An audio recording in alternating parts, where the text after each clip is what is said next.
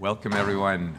Happy to see that many people here, and very happy to know that there are even more people online, more than 260 people registered.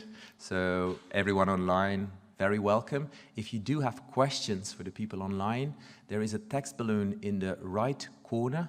You just can click on that and then you can put your question. We will register all questions and we'll ask as many as possible to the two art historians present here.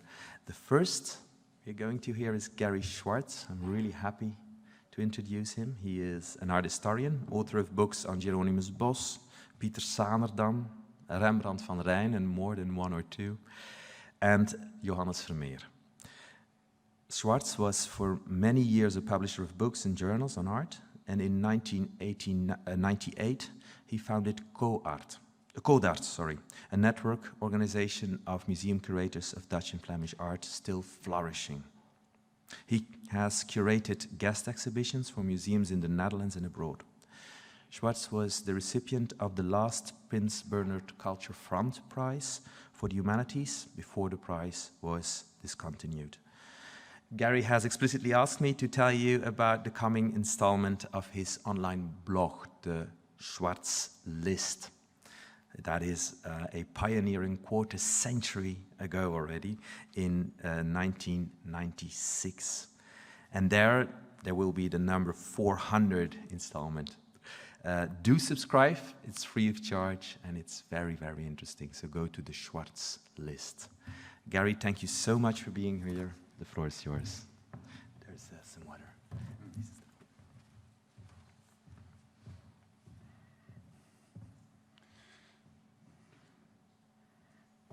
Okay, putting on my timer. There we go. Because this is a museum talk, I'm going to start by telling you a word about CODART. I started it in 1998 together with the Instituut Collectie Nederland, Netherlands Institute for Cultural Heritage. And it's aimed at bringing together all the curators and all the collections across the world of Dutch and Flemish art, which I discovered as a student were many. Any major museum you go to has a few rooms of Dutch and Flemish art, mostly painting.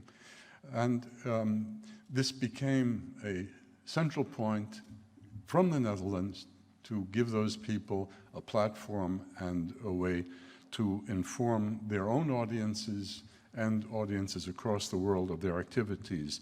So I urge you to take out subscriptions to CODART as well as the Schwartz List.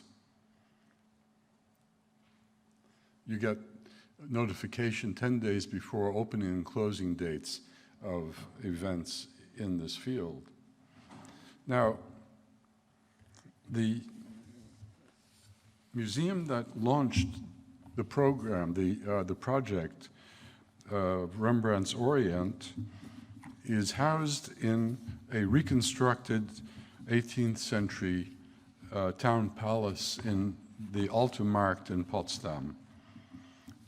It's a private initiative launched by the man on the right, Hasso Plattner, who uses his wealth after he sold his business software company, SAP, to fund various worthy projects, including this museum. Well, we started on Rembrandt's Orient with it. Oh, there's the other part of the slide I was missing. This is what you'll be getting when you subscribe to CODART in the mail. Here is the director of the museum, Arnoud Vrolijk, and her chief curator, Michael Philip. And joining us in the project were the curators of Kunstmuseum Basel. And this was extremely important. It's one thing for a museum like the Barberini to start a Rembrandt project, but the collection that they have is Impressionists. And museums tend to be very unsentimental about what they lend and don't lend. The first thing they'll ask themselves when they get a loan request is, what can we borrow from them? And to ask Rembrandts and not having anything to offer in return, well, Monet's, that's the big draw of the Barberini, would have made things extremely difficult. So when Bodo Brinkmann got my request for a loan, he immediately asked for the exhibition, and that was a wonderful moment in the history of this project. And it was great working with him and Gabriel Detta. In the course of the work, we of course had to plan a hanging scheme, and we did this in a very simple way with reduced images of the paintings and objects and pasting them onto sheets. We ended up with these 7 categories that came out of the material. We didn't try to impose our own categories on the materials that we encountered. We were able to fit everything we came across by way of Oriental motifs and associations in these categories. The Barberini has a wonderful strategy for bringing in the texts that they need for the essays in the catalog, and that is to hold 12 months before the opening of an exhibition a symposium to which the speakers are invited who are also going to be authors of the catalog. And so we met at this event, which was also fun. We got to be taken out by the museum. That's Arnoud on the left. In the back, in the middle, it's Erik Spaans and Jan de Hond, Bodo Brinkmann, and Roelof van Gelder, who all contributed to the catalog, which I'll show you right now. It's really quite a big and imposing publication. Came out in English and in German. So you also have fun in the company of colleagues when you work on an exhibition like this. This is the invitation to the opening in Basel. Now, originally, the exhibition was planned to be opened in the Barberini in Potsdam on June 20th, 2020, and you all know what happened to prevent that. Fortunately, the museums were able to switch the order in which the exhibition was being hung, so instead of opening in Potsdam in June, it went to Basel in October, and then moved on in March 2021 to Potsdam. This worked for the lenders. We were extremely relieved that nobody backed down when we asked for this reversal of the order. But as you see, this was going to be a glamorous event on October 29th, 2020. I was going to give the closing speech and a high point of my social life, and it didn't happen. Basel, the Canton Basel, instituted a 10-day quarantine a week before the opening, and they had to simply open the doors of the museum to a limited number of visitors without holding this wonderful opening. Now, West meets East in Dutch art of the 17th century. I'm going to show you a really gorgeous, important example of what that could mean.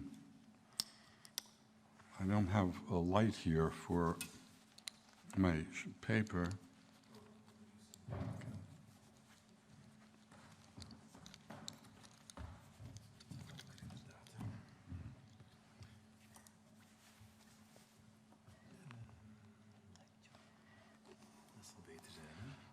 Yeah. 1603 saw the outbreak of the Ottoman Safavid War between the Turks and the Persians. which was to last for 15 years. It was natural for Shah Abbas I of Persia to look for an alliance with the Holy Roman Empire, which was fighting the Ottomans in the West. They had been at war since 1593 in the Long Turkish War. In 1605, he sent a high-level diplomatic delegation to the court of Rudolf II in Prague, led by Mahdi Kuli Beg. Rudolf paid the envoy the compliment of having his portrait engraved by the Flemish artist Egidius Sadler, who had been working for him since 1595. Pains were taken to have a Persian inscription on the sitter carved into the plate. The form of his plume was that prescribed in the form of Islam practiced in Persia, known as Twelver Shia, for the 12th Imam. The example was so inspiring that the Persian envoy engaged another Netherlandish artist in Prague, the Haarlem painter Cornelis Claes Heda, to become court painter to Shah Abbas. Heda never made it to Persia. His ship was captured by the Portuguese and he was sent to Goa. He ended up working for the Mughal court and the Dutch East India Company in India. How I wish I could tell you that the image on the screen was typical for West-East artistic relations in Rembrandt's Netherlands. It is not. There is not a single drawing, print, or painting by a Dutch artist of the entire 17th century that begins to come close to the Sadler portrait in terms of reliability or respect for an individual from the East. The painting that gave the impetus for the exhibition is more typical. It is not a portrait, but a tronie, a face painting of an anonymous model. About Rembrandt's turbans, his biographer Arnoud Vrolijk tells us that several of his pupils have declared to me that he could spend a day or two arranging one to suit his taste. This is an exaggeration, but it tells us something that we need to know. The turban was a studio prop, not the personal dress of a man of the East. What Dutch artists gave us were fictive Orientals. Rembrandt's example was not lost on his pupils and followers, as in this more monumental version by Ferdinand Bol nearly 40 years later. Tronies were popular, they were easy to relate to, kind of flattering and undemanding, and in this case, rather luscious.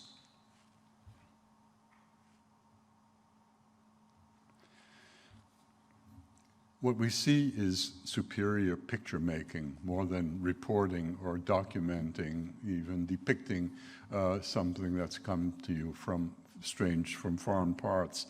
I wish we could have had this painting in the exhibition, but it was stolen from us by Leiden and by Oxford, since it was lent by the Metropolitan Museum of Art to the Young Rembrandt exhibition that preceded ours by just a few months. As for documentary accuracy, at first sight, you might think that Valéran Fayan's portrait of Soliman III, as it's labeled, was a worthy successor to the portrait of Mahdi Kuli Beg. It wasn't. There never was a Sultan Soliman III. No more said about that. The only real portraits brought back by Dutch artists from the East were portraits of the governors general of the Dutch East India Company in Batavia. Here's one of them. And there were two sets made, one for the headquarters of the VOC in Batavia and the other for the seat of the company in Amsterdam. They're both now in the Rijksmuseum. We weren't able to borrow any for the exhibition because they're in such terrible shape that the Rijksmuseum, which has not taken care of them since they're so uninteresting as art objects, didn't feel justified in lending them. Now, having disabused you of the notion that Dutch artists engaged in serious observation or study of Eastern persons or ways, let's look at more of what they did do. And in the two museums, online visits have been mounted, which are still online. So I invite you, here's the URL at the bottom of the screen. This is the Basel venue. You can go in and following these arrows, move from room to room, and clicking on a painting gives you information about it. And here's the Barberini hanging, which we're going to follow now. It starts with this fabulous full-length standing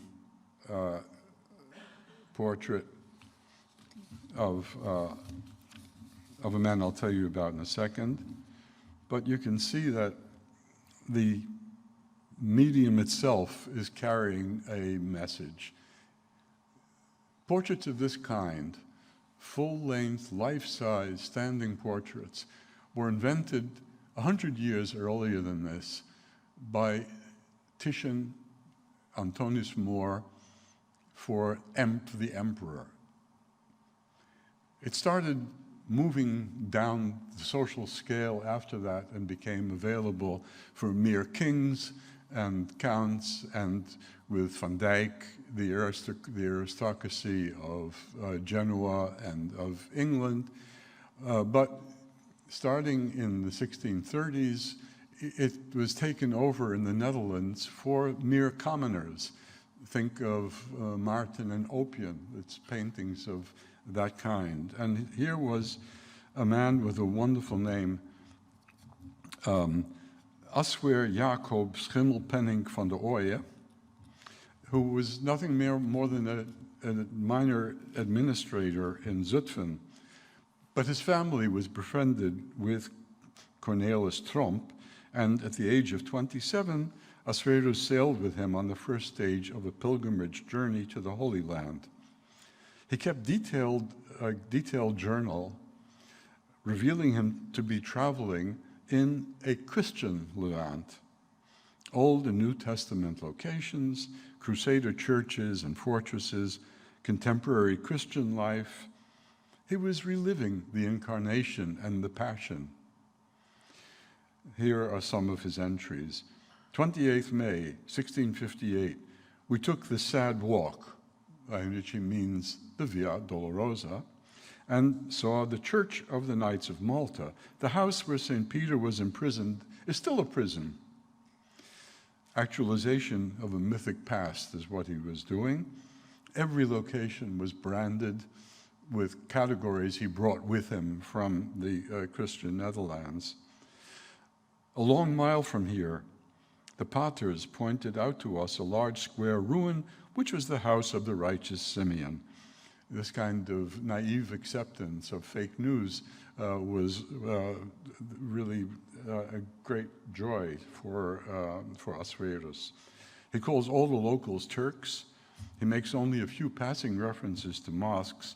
He never went into one, as far as we know, and he didn't even say anything about the souks, where he must have bought some of those gorgeous clothes he's wearing. This is emblematic of a view of the, of the Orient by Dutch travelers. Even in the Levant itself, a Dutch Christian like Asweer was looking in a mirror. So what could you expect from people who stayed at home? Well, here are some of them. Oh, I should have had this up while we were talking about it. The figure of the Oriental standing beside him must have been part of his journal report, because he didn't bring him back. He did maybe bring back the dog, which takes more attention than he does even. Okay, here we have a the back of the first gallery, the doorway is flanked by two large paintings by Albert Cuyp. Both have the same build-up, two groups of figures on the sides with a distant view between them. This is the kind of display that gives the curators a thrill when they start setting up the hanging of an exhibition. Okay, that's not why they're here. The sitters for the group portrait in Budapest on the left have been identified by John Laumann as members of the Sam family of Dordrecht. They were wine merchants, and Albert Cuyp symbolized that by putting a view of the town of Bachrach on the Rhine between the two groups. Bachrach is where still a lot of Rheinhessen wine comes from, and its name was thought of to be derived from the name of the god Bacchus, the god of wine.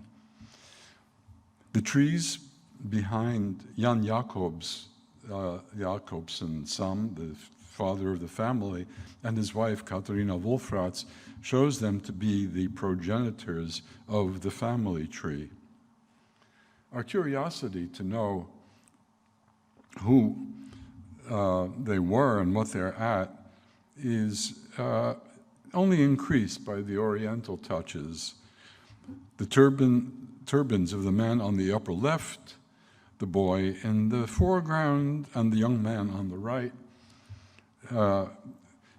are all identified by Laumann, and he says concerning the man in the upper right that he was married in 1653 to the daughter of the Sams. His name was Arentutenus, and his turban is perhaps meant to identify him as Isaac, of the biblical couple of Isaac and Rebekah. So there's an element of portrait historié built in there. Well, the figures on the right are not really Oriental. They're more associated with Eastern European attire and with the hunt.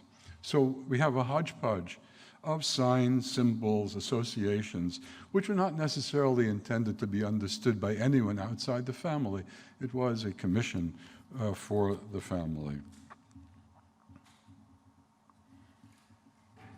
I can't help thinking of a detail in the portrait of Oscar Schimmelpenninck. The letter plays a particular function, as in any painting in which they're introduced. There's also Arendt is pointing his finger at a letter being presented to him. They punch a hole in the unity of time and place suggested by a static painting. There's a world out there, but it's only hinted at, never or hardly ever entered. The other painting by Cuyp, although it has the same general arrangement, is a full-fledged portrait historié.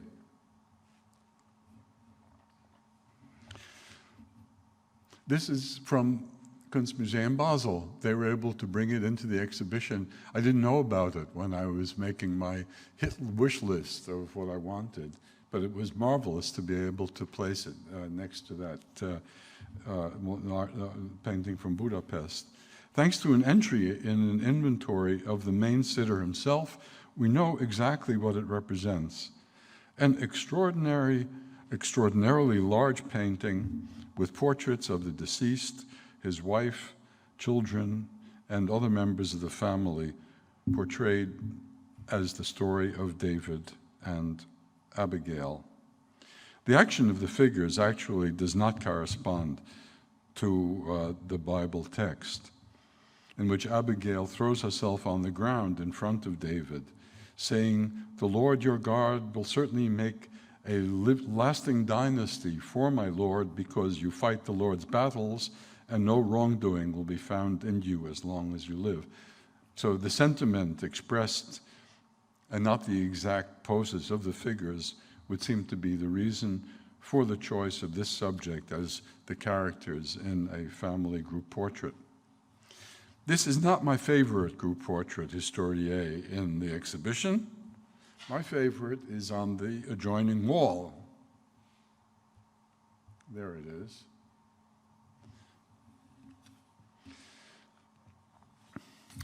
It's the wedding feast of Grietje Hermans van Hasselt and Jochem Berndsen van Haken, read in the Buurkerk in Utrecht in 1636. And it's presented as the wedding of King Ahasuerus and Queen Esther, with Esther's uncle Mordecai sitting beside her at the table. A number of other suggestions have been made for the identification of the subject, but this is certainly the most convincing. In the background, we see a motif that fits also the story of Esther, and that is the expulsion from the court of Ahasuerus' first wife, Vashti. Actually, I only saw that detail when my wife asked me about it, and at the exhibition itself. It turns out to have been noticed by others who wrote about the painting. Now, the bride is a Van Hasselt, and the painter is a Van Hasselt. Who is he? The museum sticks by the only two painters documented in Utrecht in the 1630s as active. Those are Jacob Isaacs van Hasselt and, no, a second, I've forgotten their names, but neither of them has any work attributed to them. I followed the identification first broached by my late colleague Leonard Slatkus, and that is a painter named Jan Lucas van Hasselt, and I'm going to tell you more about him. He traveled in the 1610s with an amazing Italian nobleman who was also a composer, Pietro della Valle, whose travel journal was published in various European languages. And he took Van Hasselt to Egypt and to Aleppo, and finally in Isfahan, where they came to the court of the great Shah Abbas. He was one of the 9 members of the entourage.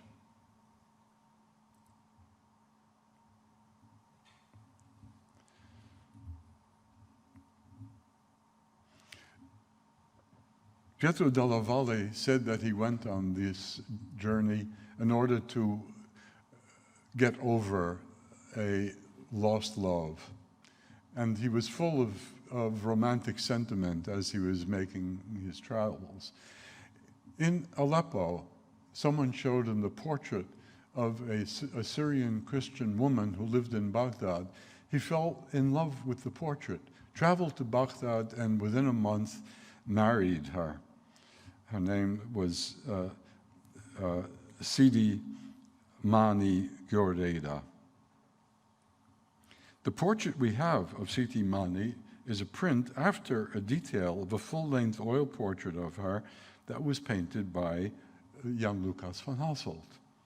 Pietro writes that he didn't like it very much. For one thing, because it shows her in Syrian clothing that she hardly ever wore, but he also was disappointed in the quality. Nonetheless, his portrait took on new meaning after, in 1621, Sidi died. Pietro della Valle did not bury her.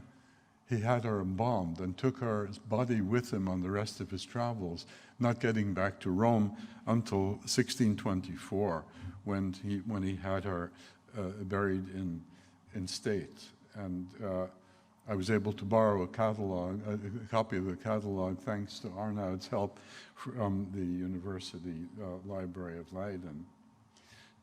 Now, at the exhibition, again, Luki pointed out a certain resemblance between the physiognomy and the pose of CD in the, here I show it in reverse, portrait of the wife of Pietro dalla Valle and Geert van Hasselt in Utrecht. And I think that this goes some way to support an attribution to Jan Lucas, certainly in the absence of any competing comparable works. He was an important person at the court. Jan Lucas van Hasselt used his access to the Shah as an artist in order to build a diplomatic and political career that made a tremendous impression.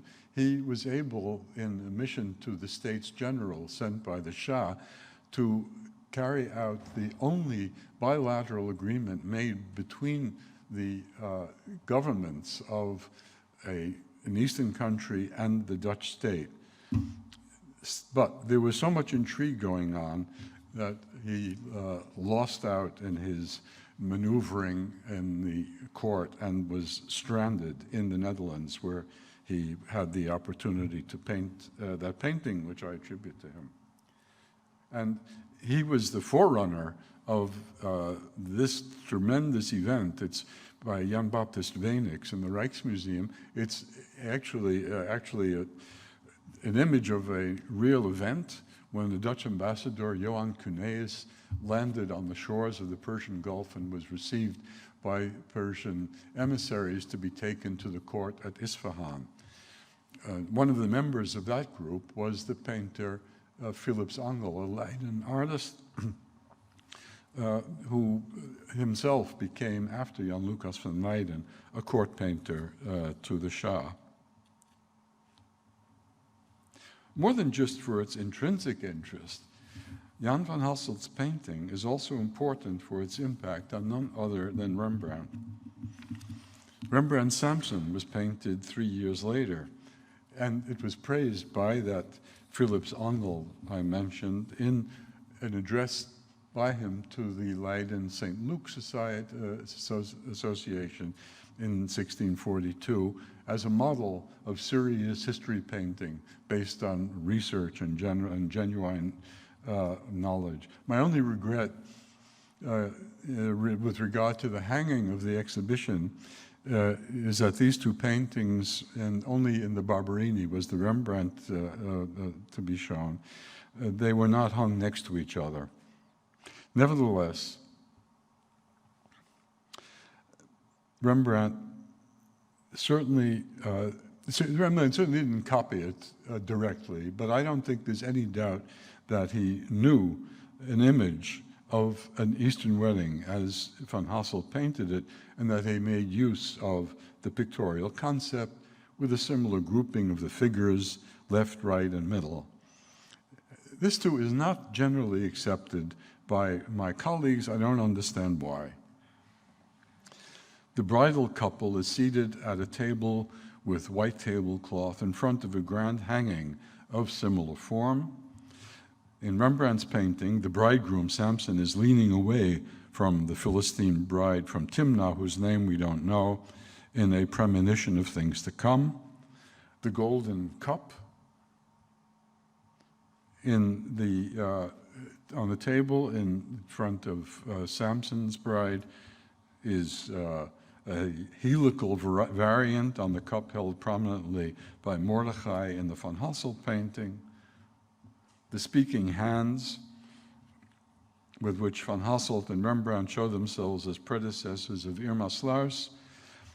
I must admit that it gives me an extra kick to find Rembrandt borrowing not from Titian and Peter Lastman, but from an artist so obscure that we're not even sure of his name. So my colleagues will come around to me maybe after I'm gone. Back to the galleries in Potsdam. The star painting in the next room is another full-length standing life-size portrait. This one, César van Everdingen's portrait of Wollebrand Gelijns de Jong from 1674 from the Alkmaar Museum. Now, this is the image that you would see if you were doing the online tour and you clicked on the painting on the wall, you get the label next to it with basic information.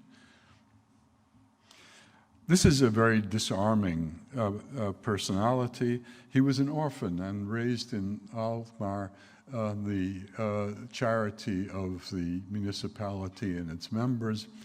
He worked himself up in the Dutch East India Company to become not only a chief merchant, but also a military commander, which he combined these two functions when he attacked an island off the coast of in the Persian Gulf to enforce a point in negotiations with the Persians about giving rights to the import of silver and silk. Well, I want to step back and to tell you something that happened after the exhibition was hung. We were expecting some kind of discussion of proprietariness and ethics in the subject, and we got a frontal attack from a German and Swiss pair of women, Lucy Duggan and Serena Steinemann. They accused us of having ignored the colonialism and racism built into the subject that we were treating. Well, I reacted in correspondence with them, and I thought very decisively. Why don't you take me to task, I wrote, for not browbeating visitors to the exhibition to wake up to the long-suppressed evils of how Dutch exploitation of the natural resources of Asia contributed to the deterioration of the environment, or why the stimulation of consumer culture by the import of expensive products that nobody needed led to the hollowing out of Western civilization. What about the Dutch role in spreading the smoking of tobacco and causing millions of deaths to lung cancer, or foisting off cheap sugar on us so obesity is killing millions more? What about Christians bossing Muslims in Indonesia for 350 years and how it led to the clash of civilizations? And shouldn't we have lambasted the financing of the Dutch enterprise in East India, which is the first major limited liability company, stood at the birth of capitalism and all the inequalities and injustices that engendered? Did anyone even ask how old were those Indian and Turkish and Moroccan and Japanese girls, none of them in a Dutch colony, who spun the silk yarn that went into those gorgeous blouses? The little girls who wove those exquisite carpets, printed that flashy chintz, sewed those chic robes, end of quote. Well, I still stand behind this, and who knows, maybe all of these issues will come up one after the other, but being confronted with having ignored colonialism and racism, I must admit that if we had started this exhibition in 2020 rather than 2016, we probably would have paid more attention to these issues. Even just look at the Africans attending Willebrand Gelijns de Jong. These were people uprooted out of their birthplace, and whether they were slaves or not, were forced into the role of helpers of Dutch wealthy people. So thanks to Lucy and Serena for engaging me in this discussion. Since time is going short, I will skip the discussion of this. You can look it up. It has to do with a fabulous painting by Thomas de Keyser after a stained glass window that Peter Lasman made for the Zuiderkerk in Amsterdam, which Rembrandt borrowed for. Here you see Rembrandt's etching of the Triumph of Mordechai, in which he uses the motif from Lasman's painting of the subject, and also you can barely see it, but here is an image of the dome in under an arch as he saw it from Lasman's window. on the right is a painting from Basel of Rembrandt with David and Goliath, which helped us to illustrate Rembrandt's borrowings from Rubens. Another of my theories that I don't see how anybody could doubt is that Rembrandt based his self-portrait as an Oriental on this painting by Rubens of Nicolas de l'Espagne. I reversed the Rubens here to illustrate just how close they are to each other. But the great object of the exhibition, of course, should have been the 25 copies that Rembrandt made after Mughal drawings. And because the Getty Museum, this is the most famous one of the Imam sitting under a tree. These objects, the Mughal miniatures, were actually clipped up into pieces and mounted into cartouches in the Schönbrunn Palace in Vienna. So this was another piece of appropriation of Eastern art for Western taste. The Getty Museum held an exhibition in which they borrowed all of these drawings, so we weren't able to get more than one. We were very relieved when the Albertina decided to allow us to show their drawing. We wanted to show it next to this wonderful miniature from the Chester Beatty collection, but this was a victim of COVID. We weren't able to get the courier to come over with the drawing from Dublin. Oh, here is that thing again. But we did get from Schönbrunn these cartouches, which show how they were treated, clipped up and put into that form. I'll skip that. And ask, in conclusion, what's it all about? It's easy to poo-poo the Dutch culture creators and consumers of the 17th century for their self-importance. Rembrandt, more than any of them. Just look at this. But in the course of making the exhibition and thinking about now it's here and gone, it's myself that I am relativizing. How much broader is my own conception of the East? Until a year and a half ago, I had never heard of or had never paid attention, if I did hear of it, of the city of Wuhan, with a population 2/3 the size of the Netherlands. The thing to do is to admit that my own world is just as much a bubble as was that of Rembrandt's Orient to him and his contemporaries. It's not the kind of bubble that can be pricked to burst, I think, but I should be able to blow it up larger and make it reflect more and more colors and images, and not only of my own face. Thank you, and I'm now turning over the floor to Arnoud.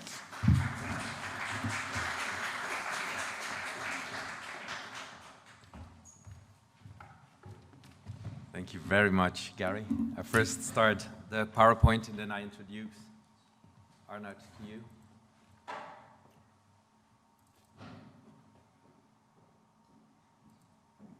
All right. Our second speaker today is Arnoud Vrolijk. He studied Middle Eastern languages at Utrecht and Amsterdam and obtained his doctorate from Leiden University with a thesis on the occasional and humorous poetry of an Egyptian author from the 15th century. He has been curator of Oriental Manuscripts and Rare Books at Leiden University Libraries since 2005, and he is interpres legati Warneriani, or keeper of the Oriental collection at Leiden, the 18th in succession of Albert Schultes, that's 1729. He's former president of Malcolm International, the European Association of Middle Eastern Librarians. He has published several monographs and many articles on the history of Middle Eastern studies in the Netherlands and the Oriental collections at Leiden. His most recent monograph is an introduction of the Thousands and One Nights in the Dutch Republic in the 18th century, together with Richard van Leeuwen. Thank you very much for being here. The floor is yours.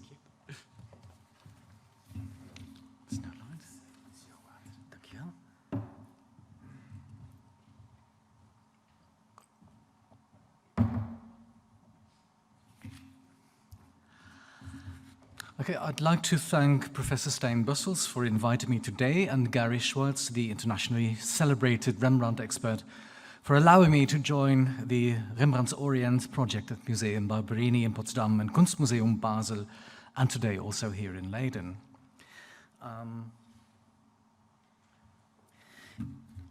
In this brief presentation, I will go into a very basic question. Which printed images did Rembrandt use or own to obtain a reliable or almost reliable picture of the Middle East and its peoples? And secondly, what do these pictures tell us about the development of academic Oriental studies in the Netherlands and at Leiden in particular? I shall begin with Rembrandt's experience with academia.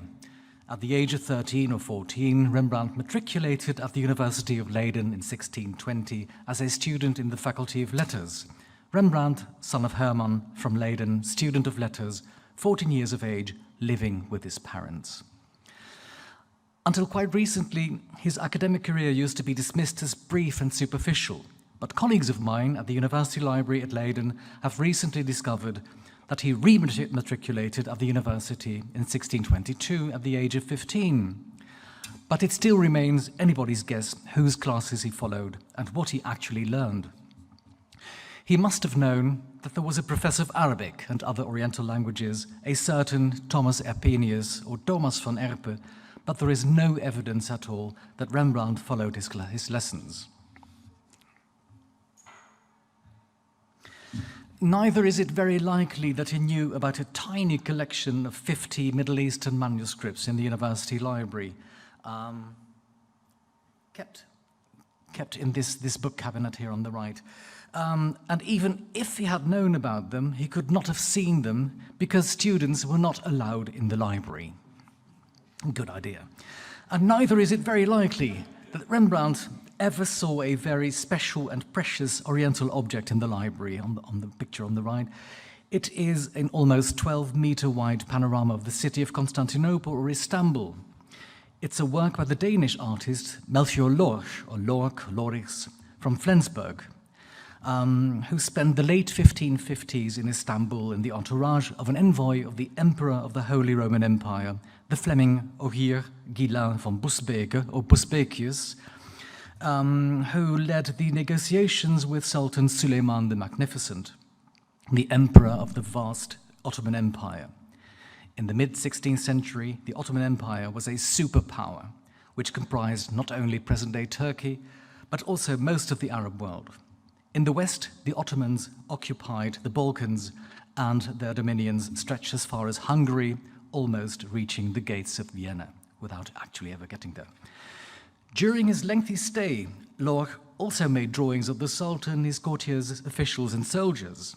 Woodcuts made from these drawings were reprinted until the end of the 17th century. I admit that this is getting us nowhere to reach our purpose, but I must beg for your patience, because the name of Lorch opens up a new line of inquiry. Let me see, next page. Follow.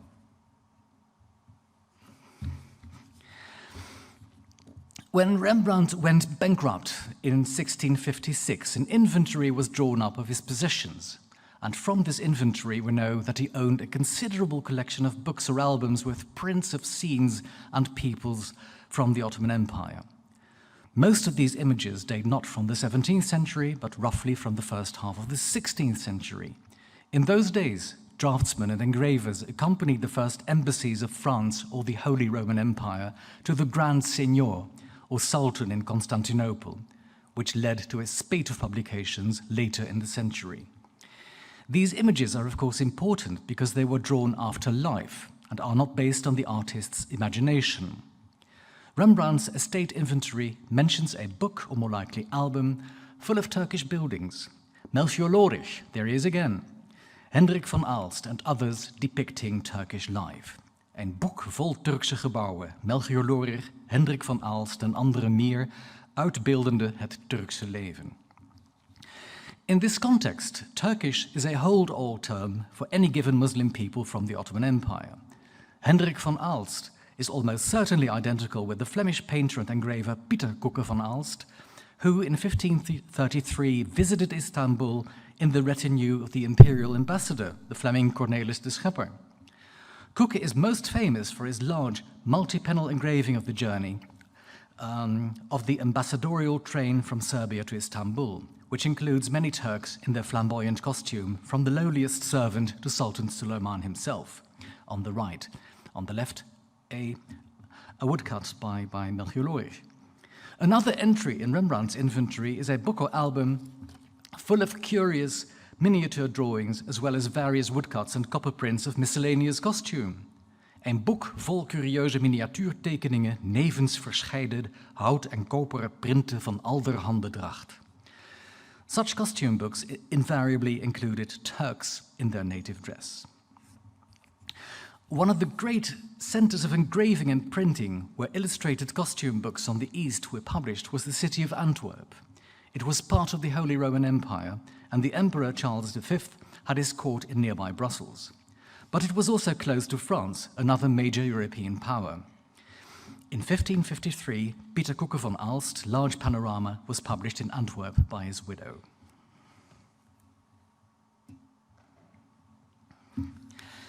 In 1576, the Antwerp printer Willem Sylvius published the illustrated travels of a certain Nicolas de Nicolet, who in 1551 joined the French embassy to the Ottoman Sultan, headed by Gabriel d'Aramon.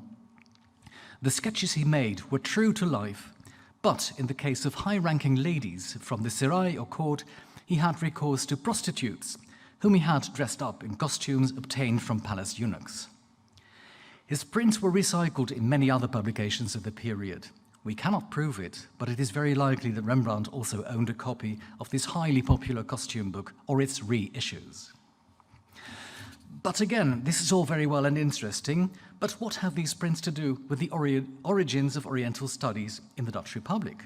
Well, the answer is that the same Western embassies to the Ottoman Empire from the 16th century not only underpinned the visual tradition of Rembrandt's Orient, but also stood at the cradle of Dutch Oriental studies and its collections of manuscripts and rare books. In order to illustrate the origins of this new academic tradition in the nascent Dutch Republic, we must go back to 1534-35, when François Ier, the first king of France, sent his ambassador Jean de la Forêt to Istanbul to negotiate a treaty or capitulations with the Ottoman Sultan Suleiman the Magnificent. In the constant friction between the Ottomans and the Holy Roman Empire, the Sultan granted both friendship and extensive trading privileges to France, the main contestant of the empire for supremacy in Catholic Europe. In the French ambassador's suite was a French scholar named Guillaume Postel, who had taught himself some Arabic. He returned to France in 1537 after he had improved his Arabic, learned the rudiments of Turkish, and acquired a number of Oriental manuscripts. The following year, in 1538, he became the first professor of Arabic in Western Europe and wrote the first printed grammar of the Arabic language in the West, picture on the right, with the first surah of the Quran in clumsy print. In 1550, he visited Istanbul a second time to join the ambassadorial train of Gabriel d'Aramon. This Guillaume Postel turned out to be a pivotal figure in the birth of Oriental studies in the Dutch Republic. Some of his pupils eventually made it to Leiden, where they established an Orientalist tradition of their own. It is to these pioneers and their collections of Oriental manuscripts that we shall now turn our attention, together with some observations on the political and economical circumstances that accompanied their ascendancy in the Dutch Republic. In 1568, this can't be new to you, Protestant forces in the Dutch Republic, in the Netherlands, rebelled against the Catholic overlord, King Philip II of Spain. In 1575, this led to the foundation of the first university in the northern Netherlands at Leiden. 10 years later, in 1585, the city of Antwerp, the greatest cultural and economic center of the southern Netherlands, was taken by Spanish troops. One of the thousands who sought refuge in the Protestant north was Franciscus Rafelengius, or Franz von Ravelingen, on the left, a Flemish scholar who had studied Arabic in Paris with the pioneering Arabist Guillaume Postel. He was not only a prominent employee of the famous Antwerp printer Christophe Plantin, but also his son-in-law. He was welcomed in Leiden together with many other refugees, started a branch of the Plantin printing office, and received an appointment as professor of Hebrew. He was also the first to teach Arabic at Leiden.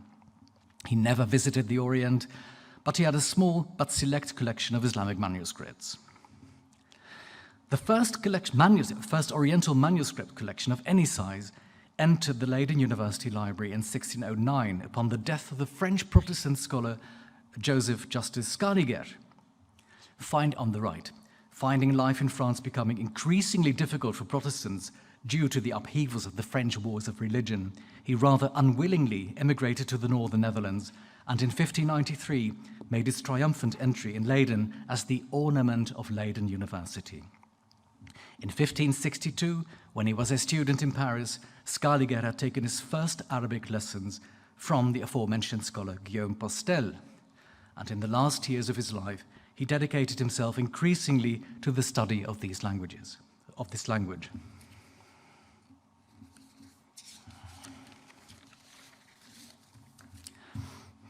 In this picture on the right for Scaliger, you see a detail. He is working on what looks like an Islamic manuscript. It is in fact a fragment of the Quran, but this is a portrait that was finished after his death, and the people can read Arabic will see that the Arabic manuscript is turned upside down.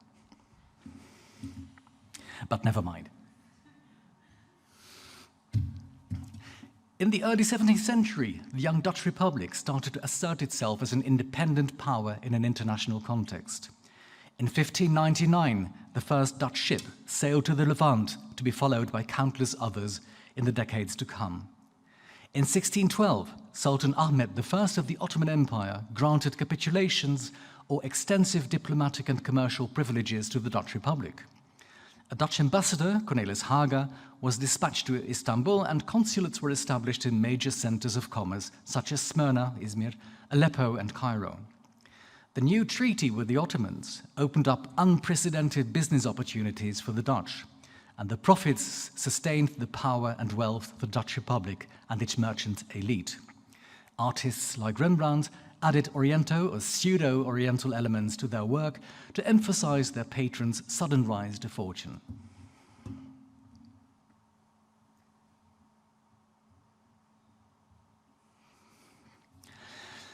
Scholarship also profited in a significant way from the new relationship with the Ottoman Empire.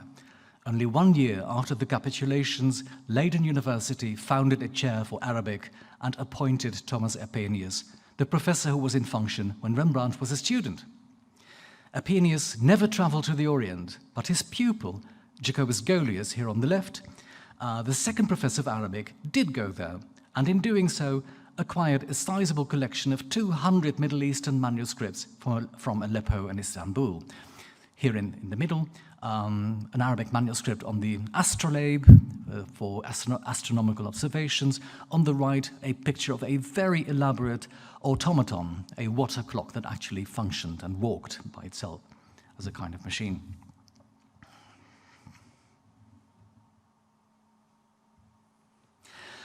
But some decades later, his efforts were capped off by his pupil Levinus Werner, a German from Lippe who studied Oriental languages under Golius. He graduated in 1644 and left for Istanbul, where he rose to the rank of ambassador for the Dutch Republic to the Ottoman Sultan.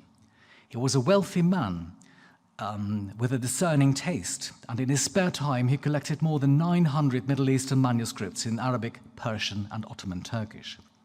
And when he died in 1665, he left his entire collection to Leiden University, where he had once been a student. This donation put Leiden firmly on the map as one of the major centers of Oriental learning in Europe. I've now come to the end of my presentation, my brief presentation. I hope I have been able to explain to you that early diplomatic contacts with the Ottoman Empire, either foreign or national, stood at the cradle of both Orientalist art and Orientalist studies in the Dutch Republic. The greatest of the artists was no doubt Rembrandt, Harmenszoon van Rijn. Oriental studies at Leiden have flourished until the present day. Thank you very much.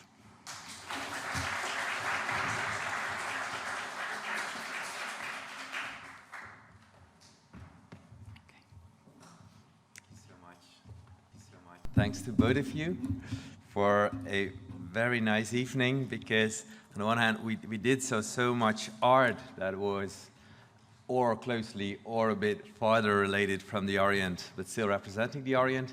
And then, of course, all the intellectual milieu in Leiden and how far that could be related to the artists. So we do have many questions of the people online. There were many people online, so let's give them some of the questions I will mention. And then, of course, the floor is yours for some other questions before we go and have a drink at the Academy building. One of the questions was interesting because it turned up twice. It turned up and in the talk of Gary and in the talk of Arnoud, and it's about the material presence of the Orient.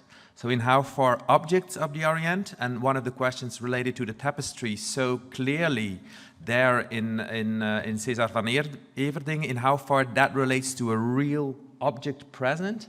And also to you the question, in the costume books, in how far were there no real costumes for the Orient there? That's the first question. This is a sore point. I spent years looking for living survivals of the kinds of objects in the paintings by Rembrandt and his colleagues. I spent days in Leiden, in Volkenkunde, with Matti Four, looking through the databases for matches for the jewelry, for the objects. The only thing we could find was some weapons that really did it, so that we were forced to abandon our initial ambition to show some realia, real objects next to the things. And as far as the carpets are concerned, some of those are fairly accurate. But when it came to dress, motifs were taken from carpets and just sort of sewn on to the hems and collars and cuffs of imaginary costumes. So there is really there was nothing to go on in order to treat people to those matches. Well, we do know that Rembrandt actually owned a collection of textiles, and they could have been either Western or Oriental, we don't know, but in any case, they have not survived. Textiles being perishable materials, so they're no longer there. But in general, I would say that there was very little collection of Oriental objects, genuine Oriental objects. Maybe some in the cabinets of curiosities of the richest merchants, but not in the middle classes. So no, never anything like it. I think now, in our times, the only substantial collection of Muslim heritage is, I think, the manuscript collection at Leiden University Library. But these were not collected as art objects, but as sources of information, scientific information. So it's different. All right. Thank you very much. Another question relates to the resemblance between, on the one hand, the bride of the Pietro della Valla's and compared to the Van Hassel's wife. The question is if this is not more related to a fixed tradition in portraits than a direct connection between both. No, I admit that there's a lot of convention in these representations, and that I couldn't claim that the comparison I showed is proof that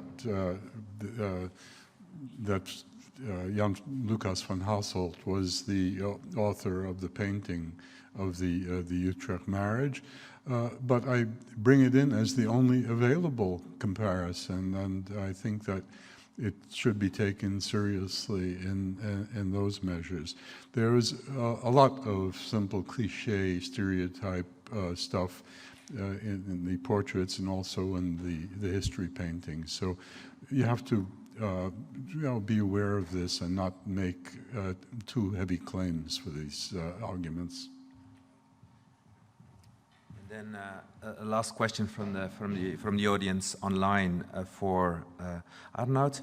There was one of the viewers really struck by that panorama of Istanbul. How big is it, and how did it come into the collection of Leiden? It's almost 12 meters wide, or long, what should I say. So it's a really big one. It was cut up into panels. It was once on display in the University Library, as you saw in the engraving of the University Library that I showed to you. At a certain point, they got fed up with it, and they cut it up and stored it in the attic, where it was found earlier in the last century. What was your question again? It was, who brought it here? I think it was brought to Leiden by the son of Gerard Douza, the vice-chancellor of the university in the earliest days of the university, whose son traveled to Istanbul. He died young, but he did travel to Istanbul and brought it back.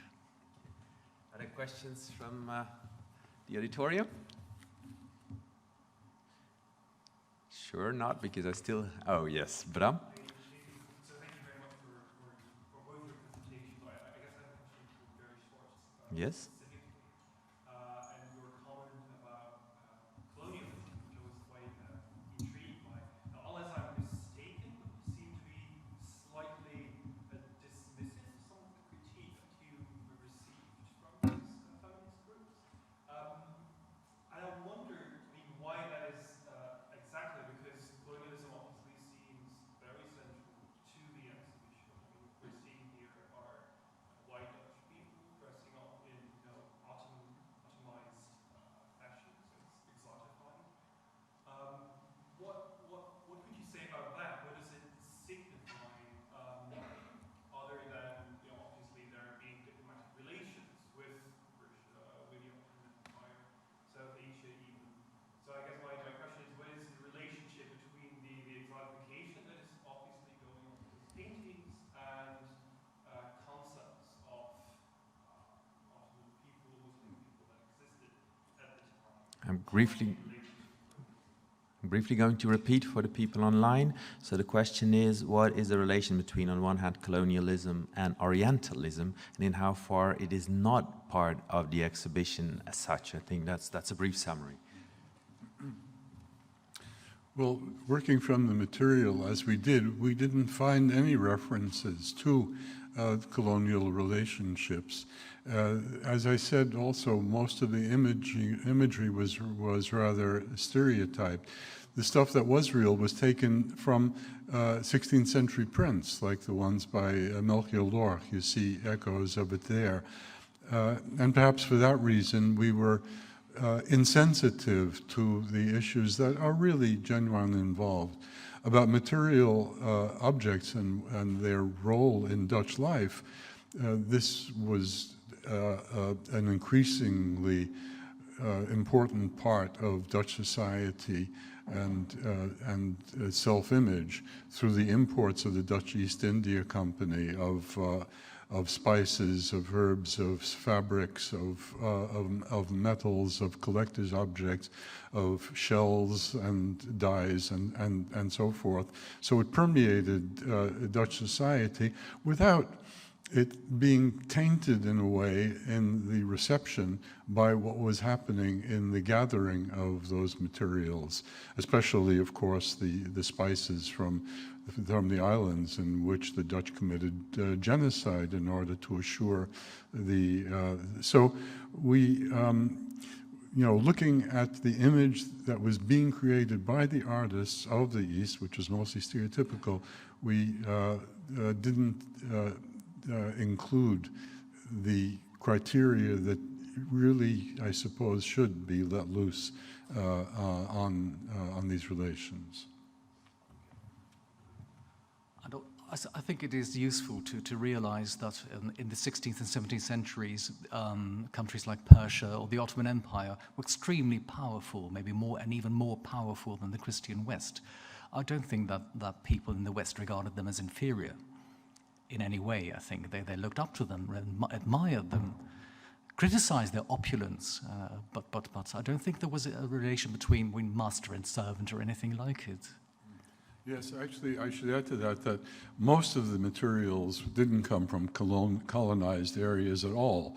The Dutch, were able to conquer the Moluccas by force of arms. But when they went to Japan, they crawled on their knees to the shogun in order to offer him presents every year to be able to please continue their trade with them.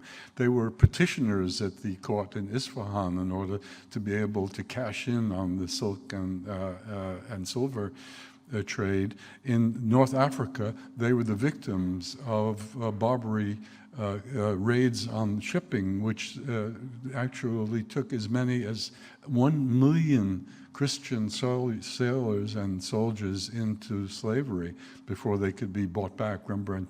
So it's, I apologize for not dealing with it, but if you really want to do justice to it, it's a much more varied picture than just the idea of the Dutch colonizing peoples in Asia.